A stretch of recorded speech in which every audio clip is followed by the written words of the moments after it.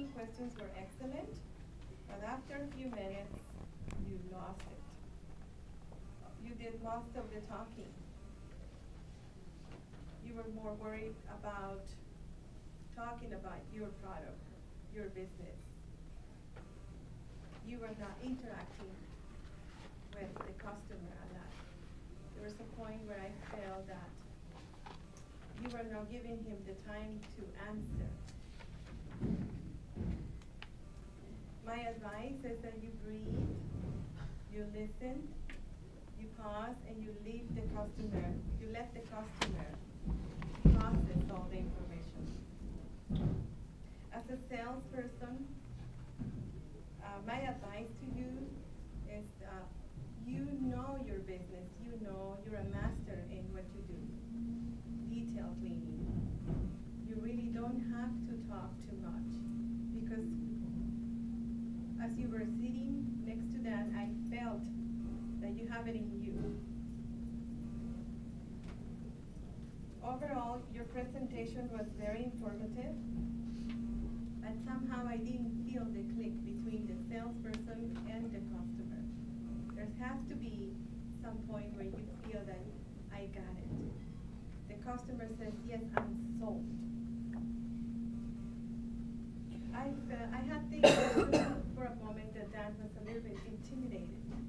And that's the reason why I signed the contract. That's my personal point of view.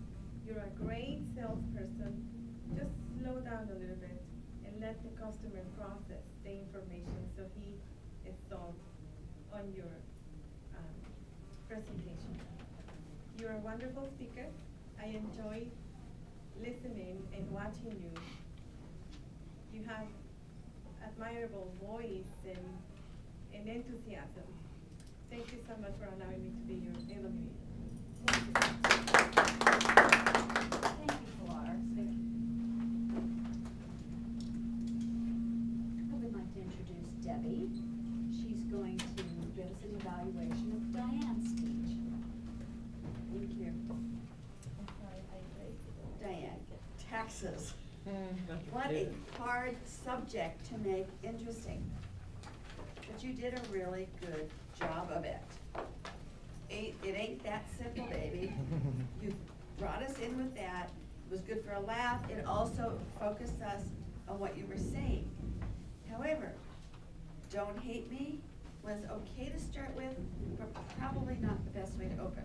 Yeah, okay. But you included the audience, which was excellent. You made it important for us to listen. You talked about the fines that the IRS might impose upon us. And I think that anytime the IRS and fines are mentioned, people listen because they don't want to get involved with the IRS. You included humor, anal retentive, which is a wonderful 2 words. I love those 2 words. And you used the visual words also, like the pound of flesh. All of these things kept us focused on what you were saying. However, I found the speech a bit disjointed. I felt like you jumped from one to A to B and then back to A to C. It was hard for me to follow. I understood what you were going to be saying, but following it was a bit difficult.